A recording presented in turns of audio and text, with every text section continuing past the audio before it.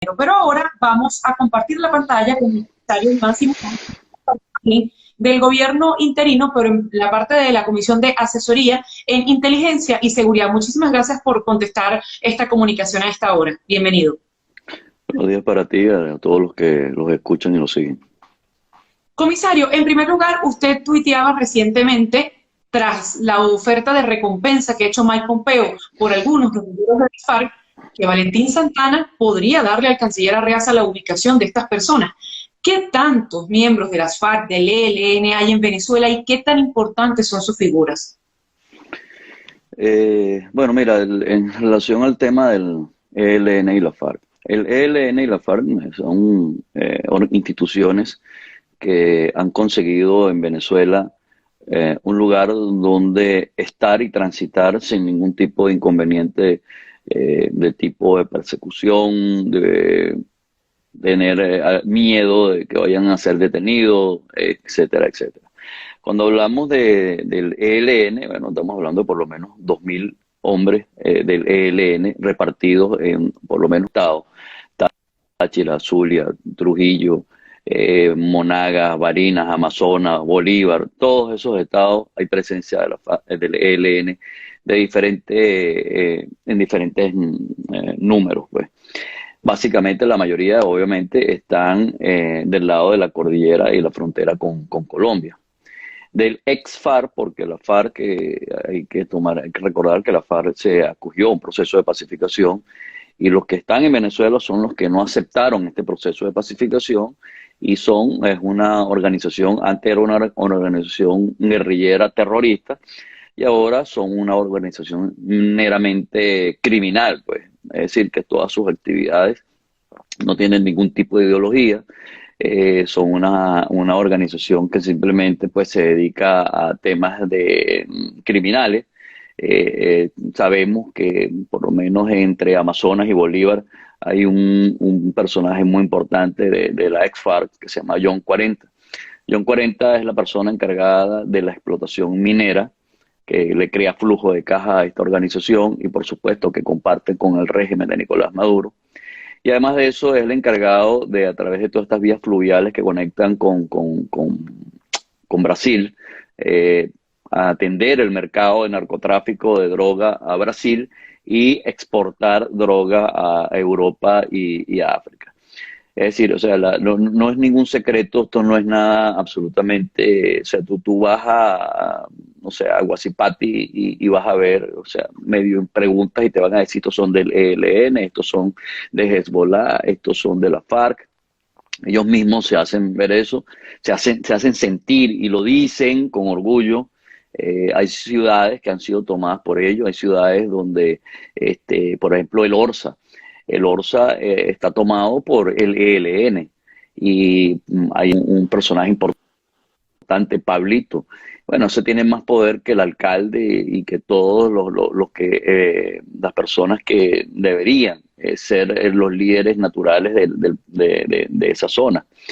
Así que bueno, cuando ayer se anunció a través del Departamento de Estado que había una recompensa por el señor Santrich y por Iván Márquez, me dirigí precisamente al canciller, porque él es uno de los que se la pasa negando pues que hay criminales en el país, y que no, inclusive él colocó en un tuit hace poco menos de un mes, que decir que la FARC o el ELN estaban en Venezuela, era una estupidez, era una locura, eso no era así.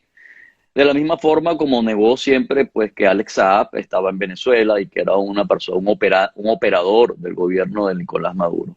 Y al final, bueno, ahora resulta que casi pues que es más venezolano que Bolívar, y ahí está. Entonces, por eso es que me refería a el tuit tenía esa intención de aclararle a él algo que él sabe. Ahora, comisario, estos guerrilleros de la FARC que están en Venezuela se mueven libremente por el territorio, pero en el caso de Hugo Santrich, ¿vive en el 23 de enero o vive en la frontera colombo-venezolana?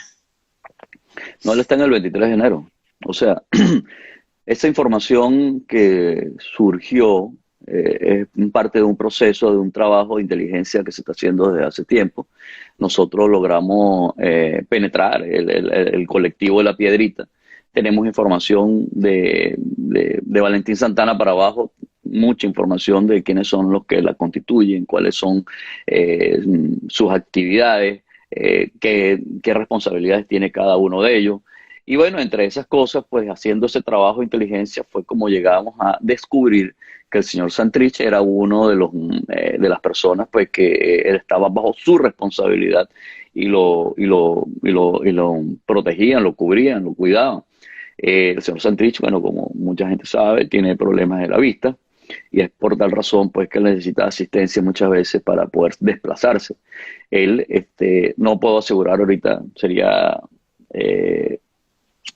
poco sincero si dijera que ahorita en estos momentos está donde los lugares que estaba, toda vez que nosotros hemos denunciado esto y lo hemos hecho público con la fotografía que salieron, que puse en el Twitter y que que expuse, ¿no? Pero por lo menos hasta hace un mes con toda seguridad estaba en el bloque 41 del 23 de enero. Tenía 2 apartamentos en el piso 14 y bueno, con él anda un séquito de aproximadamente unos 7 u 8 personas. Todos son miembros del colectivo de La Piedrita y lo acompañan a desplazarse dentro de esa área. No significa que no salga del 23 de enero. Él ha salido del 23 de enero, se ha desplazado a la frontera, ha tenido reuniones con Freddy Bernal, con Iris Valera. Y bueno, y así como esos, ha tenido otras reuniones ahí mismo en Caracas que se desplazan. Nosotros tenemos unas personas allí, pues que como dije anteriormente, han sido reclutadas y nos dan información sobre todos los movimientos que ellos hacen. Y es así como nosotros tenemos acceso a esos detalles de las actividades de La Piedrita y de todo lo que ellos hacen. Así como ustedes tienen infiltrados en este momento en algunas organizaciones, Colombia anunció recientemente la captura de un oficial de la DGCIM y también de hombres de las FARC en Colombia espiando. Uno de ellos se hacía pasar por vendedor de jugos e incluso llegó a manejar una empresa de transporte para poder espiar al ejército colombiano. Hay infiltrados del gobierno de Venezuela, de las Fuerzas Armadas de Venezuela en otros países, además de Colombia, que han podido investigar al respecto. ¿O a cuánto puede ascender la cantidad de oficiales venezolanos que están en Colombia fingiéndose refugiados? Bueno, eso es un trabajo que se ha venido haciendo, la identificación de infiltrados. El gobierno interino, a través sobre todo de las personas que hacen vida en Colombia, hay un grupo de militares que trabajan directamente con Julio Borges y con el equipo de Julio Borges, y ellos se han ocupado precisamente de la identificación de algunos miembros de la Fuerza Armada que eventualmente pues podremos decir que no justifican o no es perfectamente claro qué es lo que están haciendo ya, cómo llegaron y en qué circunstancias pudieron haber llegado a Colombia. Eso es parte de la información que es compartida entre el gobierno interino y el gobierno de Colombia con sus oficinas, con sus departamentos de inteligencia. Ahora, además de eso, pues no solamente militares, el régimen tiene un programa que se llama Nautilus, que es promovido por el DGCIN y el SEBIN, donde hay personas civiles reciben entrenamiento para infiltrarse en las sociedades o en ciertos lugares, inclusive hacer actividades de saboteo. Lo que ha sucedido en Latinoamérica recientemente, pues, o mejor dicho, en los últimos meses, no es nada nuevo, no es nada que no se esperaba de esto. Esto tiene una génesis que es el Foro de Sao Paulo. El Foro de Sao Paulo es un acuerdo que desde hace muchos años pues, se llegó a la izquierda y ellos han tenido como objetivo tomar todos los poderes en Latinoamérica. Ya muchos de estos poderes se han diluido con las nuevas democracias. Sin embargo, pues siguen teniendo un poder muy importante. Y estos grupos, yo te estoy diciendo, son los que han sido infiltrados para causar alteraciones de orden público, alteraciones como las que sucedieron en Chile, como las que sucedió en Ecuador y muy posiblemente inclusive las que se presentaron en Colombia. Por cierto, que usted también tuiteaba que la detención de Alex Saab, o después de la siendo Alex Saab, no había aeropuerto seguro para quienes son en este momento cómplices del gobierno de Nicolás Maduro. La detención de Alex Saab. Ayer se hablaba de un allanamiento al ministro Simón Serpa, luego se dijo no tiene nada que ver con Alex Saab. Pero ¿qué sabe usted? ¿Hubo filtración de Venezuela sobre la ruta o hay obviamente el ojo del Estado norteamericano en las actividades delictivas de estos señores? Porque, ¿cómo se dio esa captura? Mira, obviamente detalles de esta captura no los puedo dar. Hay cosas pues que no solamente no son, no pueden ser públicas, sino que esto también involucra a 3 países y yo represento solamente a uno. Aquí yo soy representante del gobierno interino, pero hay un interés especial y particular del gobierno de Colombia como del gobierno de los Estados Unidos. Así que nosotros como gobierno interino hemos hecho nuestro mayor esfuerzo y hemos suministrado toda la información necesaria en el caso del señor Alex Saab para que precisamente pues, el gobierno americano y el gobierno de Colombia nutran los expedientes que ellos iniciaron con motivo pues, de las actividades criminales del señor Saab. El señor Saab es una persona de interés importante. Es como que si practicaran la detención de Pablo, del contador de Pablo Escobar. ¿Ok? Este es un individuo que maneja fácilmente el 85%, si no más, de las operaciones criminales que salen que son planificadas desde Miraflores, Nicolás Maduro específicamente y el entorno de él. Es una persona que además de sus conexiones internacionales, porque tiene conexiones internacionales, él iba a Teherán a negociar una nueva entrega de combustible. Están sus relaciones con la guerrilla de Colombia, están relaciones con otras organizaciones criminales en Centroamérica, y esto lo pone en un estándar importantísimo de maniobrabilidad a nivel internacional, que es el que necesita Maduro para poder conseguir oxígeno financiero y poder continuar pues en estas actividades que les permiten a ellos seguir en este efímero poder que tienen dentro de Venezuela. Además de eso, este señor maneja cuentas y maneja información y dinero de gente de Colombia, de altos militares dentro del gobierno de Maduro. No es ningún secreto que hay envidias y celos por el poder que este señor de nacionalidad colombiana de Barranquilla tiene en el tema no solamente de negocios, sino presupuestario. Es el que eventualmente designa presupuestos a diferentes entes del Estado para que se manejen y bueno, esto ha causado malestar dentro del mismo entorno de Nicolás Maduro. Así que bueno, no podría decir si el ministro de Finanzas pues, participó o facilitó esto. No soy quien para decirlo. Sin embargo, pues no está fuera de las cosas que pudieran suceder.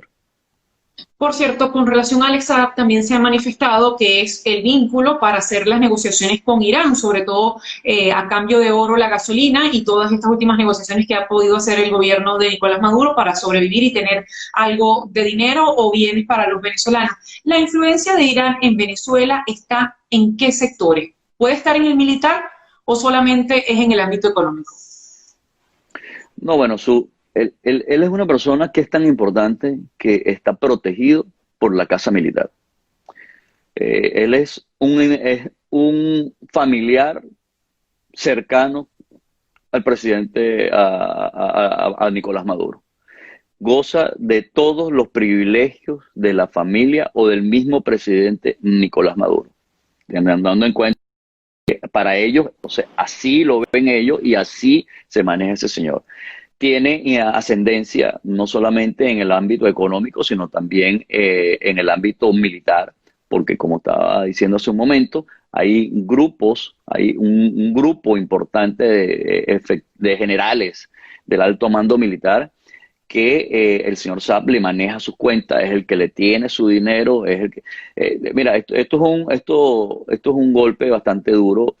Y el mejor ejemplo es el que te estoy diciendo, o sea, es detener al contador de Pablo Escobar con todas las libretas, con todas las cuentas donde dicen dónde se ha gastado la plata, a quiénes han sobornado, cuáles son los proyectos que tienen. Toda esa información la tiene SAP, no solamente al ámbito interno, sino en el ámbito internacional. O sea, una persona que puede agarrar un avión y despegar de Venezuela para llegar a Teherán y negociar con Irán, no es una persona pues que eso no lo puede hacer cualquiera, ni siquiera dentro del mismo círculo de Nicolás Maduro dentro del entorno del régimen, ¿ok? Tienen que tener unas características y unas condiciones de privilegios especiales como las que tiene Alex Saab. Insisto, es una persona que goza de todos los privilegios que tendría un familiar del presidente, así como que si aquí en los Estados Unidos, así como en los Estados Unidos el servicio secreto se encarga de proteger al presidente de los Estados Unidos y su familia. Bueno, la Casa Militar que se encarga de proteger al que ocupe el cargo de presidente en Venezuela es una de las tareas que tiene. De los 125.000 efectivos que tiene la Casa Militar, un grupo importante de ellos protegen a Alex Saab. Comisario, ya para cerrar, porque sabemos que su tiempo es limitado, ¿qué tan cercado está el gobierno de Nicolás Maduro después de esta captura? Bueno, yo diría lo siguiente, en este momento hay una exacerbada preocupación dentro del régimen por el tema de la detención de Alex Saab. Yo comenté esto que está sucediendo en los últimos días, de arrebatarle el liderazgo de los partidos a los partidos que se han mencionado, empezando por Acción Democrática, etcétera, no obedece sino a que ellos necesitan cambiar los títulos de las noticias y que no se hable del caso de Alex Saab. Alex Saab es un problema para el régimen de Nicolás Maduro. Ellos necesitan crear una distracción. De hecho, si tú abres las noticias, por supuesto, ahorita vas a conseguir a todos y cada uno de los líderes de diferentes partidos hablando sobre ese tema y no están hablando del caso de Alex Saab.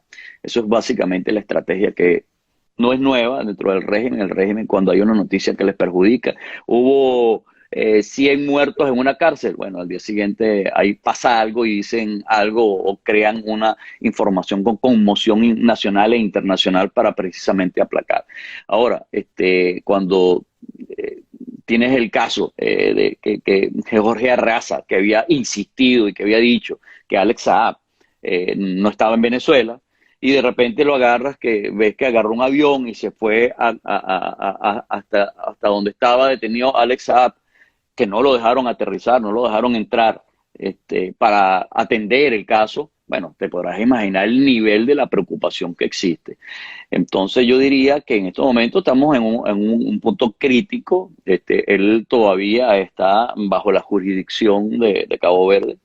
Y bueno, hay que esperar a ver cuál es el desenlace de todo este proceso que se está llevando allá a cabo. Pero una vez que esto termine, si esa persona llega a los Estados Unidos a rendir declaraciones y a dar información, yo estoy absolutamente seguro que el daño en el régimen es, utilizando las palabras pues muy famosas de Tibisay Lucena, es irreversible. Aseguro que esto, más de uno en estos momentos no duerme de ninguna forma en paz, no puede cerrarlo, duerme con un ojo abierto y un ojo cerrado. Además, eso es la preocupación de la cantidad de información que el señor Saab maneja. Cuentas, nombres, operaciones a nivel internacional. Mira, esto deja a los peores corruptos de Venezuela, los deja a ellos como en un quinto, sexto, décimo lugar comparado con Alex Saab. Comisario, muchísimas gracias por su tiempo. Buenos días. Era el comisario Iván Simonovic, quien en este momento forma parte del Comisionado de Inteligencia y Seguridad del Gobierno interino de Juan Guaidó. Les recordamos que estas entrevistas completas quedan colgadas en nuestra cuenta en Instagram, @lagranaldea, así como también los textos de los cuales hemos hablado, www.lagranaldea.com y @lagranaldea en Twitter.